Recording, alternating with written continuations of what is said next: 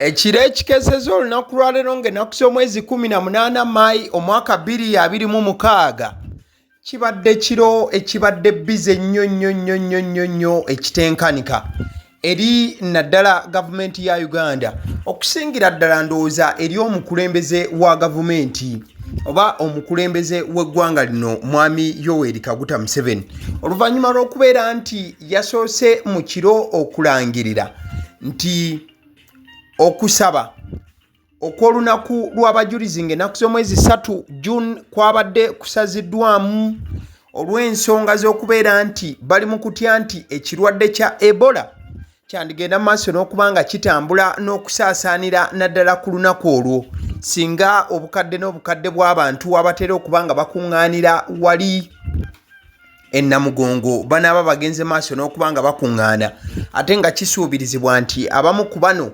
bafubutuka wali Congo ekirwadde gye kigenda maaso n'okuba nga kiteevuunya ne sekuteevuunya yenna kati nno ng'ebyo nno mwami Yoweri Kaguta Museveni abimaliriza era ng'abitadde ebbali ekiro ekikeseza olunaku olwaleero agenze maaso n'okuba nga ajjayo empapula zonna ez'etteeka erya The Protection of the Sovereignty Act 2026 oba Protection of the Sovereignty Bill erya 2026 eryakagenda maaso n'okuba nga liteesebwako ebbanga lya wiiki ng'emu emabega era nga lyagenda maaso n'okuba nga liyisibwa paaliyamenti y'eggwanga nnyaffe Uganda. Etteeka lino ekibadde kibulako kibadde kimu kyakubeera nga mwami Yoweri Kaguta Museveni agenda maaso n'okuba nga ateekako omukono mu butongole kati nno kino akikoze ekiro ekikeeseza olunaku olwaleero oba eggulo nga tuyingira mu kiro ky'olunaku oba nga tuyingira mu makya g'olunaku olwaleero era nga bw'olengera ataddeko omukono butereevu Yoweri Kaguta Museveni era n'ennaku z'omwezi n'agenda maaso n'okuba nga aziteekako okukakasa nti etteeka erya The Protection of the Sovereignty Bill agenze maaso n'okuba nga aliyisaamu mu butongole kati nno kitegeeza nti buli kiisi abadde nga agenda maaso n'okuba nga akola buli kisoboka okulaba nti etteeka lino afazaali teriyita olw'ebyo ebibadde byemulugunyizibwa n'okugamba nti mubaddemu obumulumulu kitegeeza tewakyali kyakugenda maaso nakuba nga kikolebwa wabula okwewala etteeka lino obutagenda maaso nakuba nga likukwatirayo mukadde ke kamu ezimu ku statements ezigenze maaso n'okuba nga zitambuzibwa ku mutimbagano oluvannyuma lw'okuba nga President Yoweri Kaguta Museveni asayinize etteeka lino mwembadde statement eyo gy'olaba ku screen egamba nti let us do our things by ourselves just as you do your own things without anybody interfering with you nti mutuleke tukole ebintu byaffe nga nammwe bwe mukola ebintu byammwe nga teri muntu wagenze maaso nakubanga abalumbagana wabula the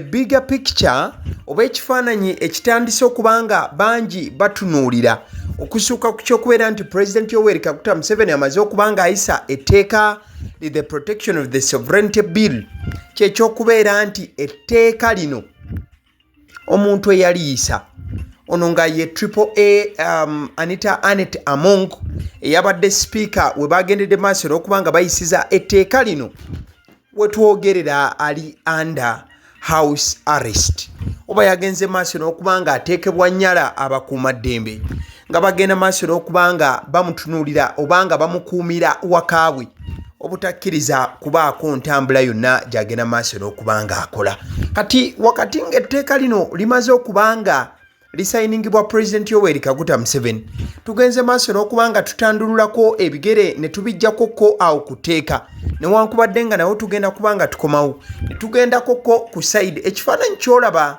kya Dr. Kizza Besigye ng'ali ne sipiika Anita Anet Among ebyo nno biseera bikadde nnyo ebiseera biri ebya FDC Dr. Kizza Besigye emabegako yavaayo n'ayogerako ku mbeera eno eri mu kugenda maaso kati era yavaayo ng'ali mu kulabula sipiika Anita Anet Among n'amugamba nti abasajja boli mu kwekulubeesezaako n'okubeera nti ogenda maaso n'okuba nga mukolagana mukwano gwange ebintu biyinza obutagenda bulungi kansooke tupulengeko bite eya Dr. Kizza Besigye ate tujja kubanga tuddayo wali kuteeka okwongera okusenjula.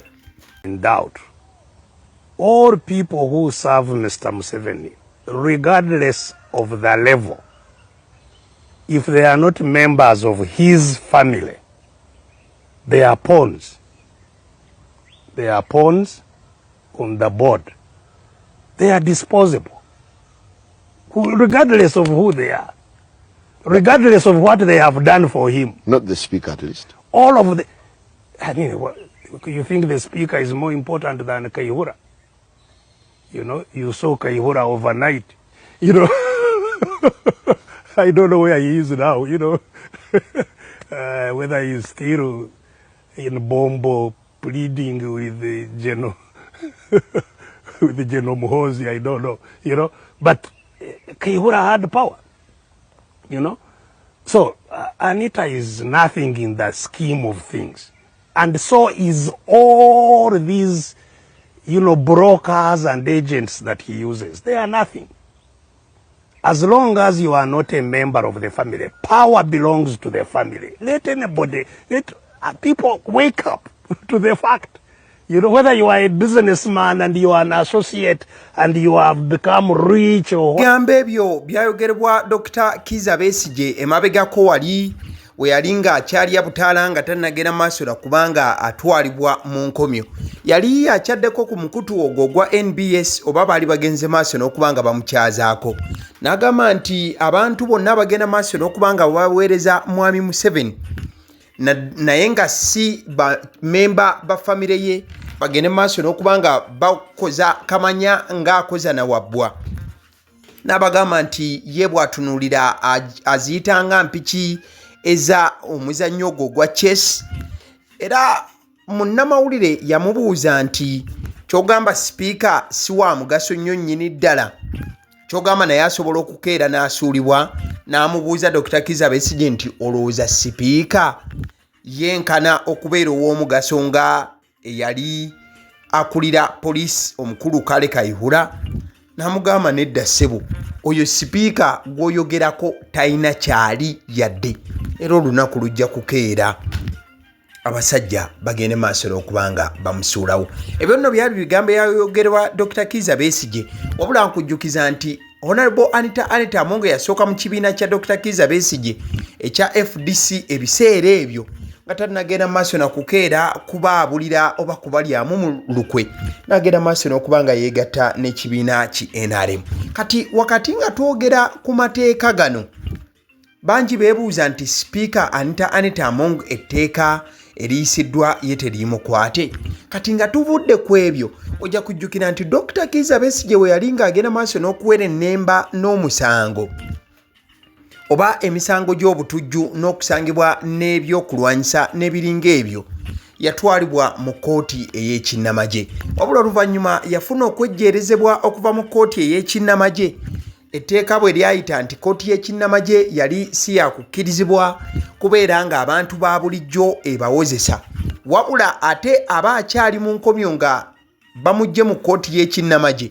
Omwaka guno gwennyini etteeka oba gye buvuddeko etteeka erimanyiddwa nga the UPDF Act lyagenda maaso n'okubanga liddamu okukolebwamu ennongoosereza, ekyali kitegeeza nti still Dr. Kizza Besigye ate era etteeka eryali lirongooseddwa lyali likyasobola okumulumika ne limuzzaayo mu kkooti ey'ekinnamagye.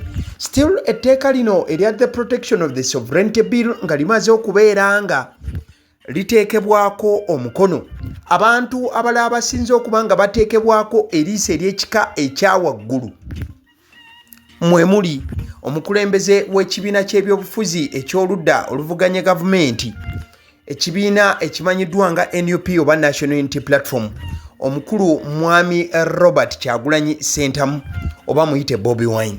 Bangi batandise okubanga bamutunuulira engeri gye kiri nti etteeka lino ligaana omuntu okubanga afuna obuyambi mu nsi ez'ebweru, naddala ng'obuyambi obwo bugenda kumuyamba okubaako engeri gy'asobola okubanga avunula gavumenti, engeri gy'asobola okubanga influencingamu obanga akyusakyusamuko ebyobufuzi by'eggwanga lino.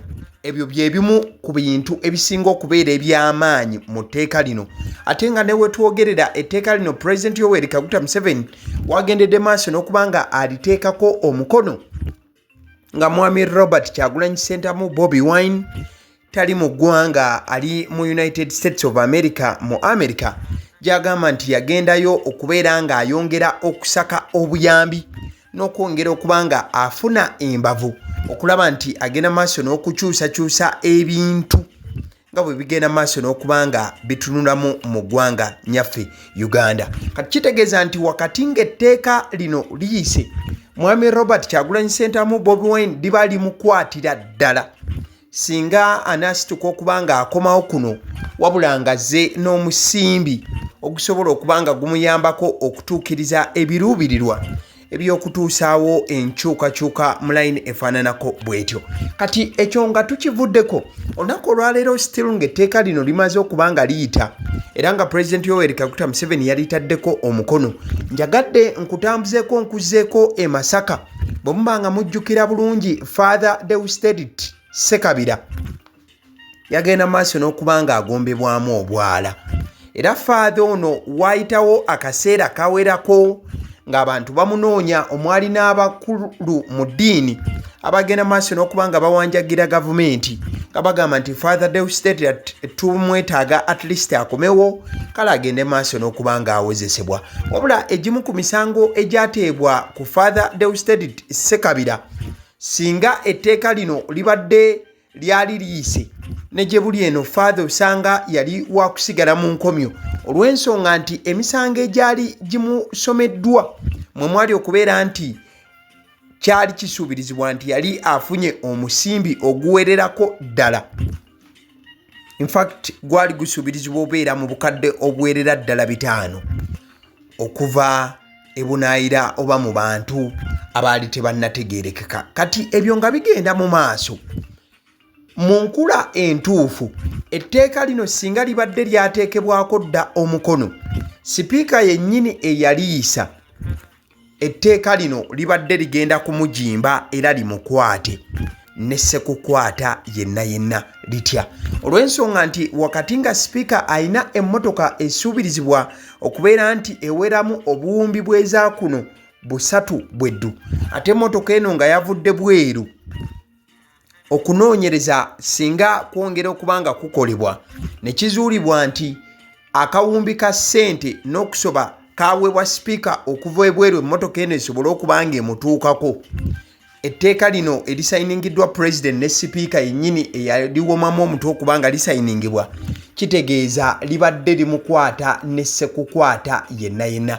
Wabula okusinziira ku byentegeddeko, engeri gye kiri nti President Museveni etteeka lino alisayininze kiro kikeesezza olunaku olwaleero, sipiika etteeka lino liba terimukwata olw'ensonga byonna ebikolwa by'aba yakola yabikola mu kaseera ng'etteeka lino terinnaba kubanga liteekebwako mukono. Kati kitegeeza nti etteeka lino libaera ppya ate ebikolwa bya sipiika bibeera bikadde. Kati awo ne kibanga kimusobozesa bulungi okubanga etteeka lino tebasobola kulikozesa kubanga babaako engeri yonna gye basobola okumulumika ne sekulumika yenna. Wabula njagala okujjukiza nti etteeka lino nga President Yoweri Kaguta Museveni amaze okubanga aliteekako omukono, lijja kubanga liweerezebwa mu gazeti mu wiiki eno etandise olunaku olwaleero, ligende maaso n'okubanga likubwa mu kyapa mu bujjuvu. Kale nzikiriza nkutegeeze ku bannaffe aba Honeybites bagamba nti bo omulimu gwe bakola gwa kukolera byakulya eby'abaana abadda ku masomero. Bwe tugamba abaana abadda ku masomero saabo bokka abadda ku masomero, wabula n'ababeera ewaka balina package ey'ebyokulya eby'abaana mu layini efaananako bw'etyo.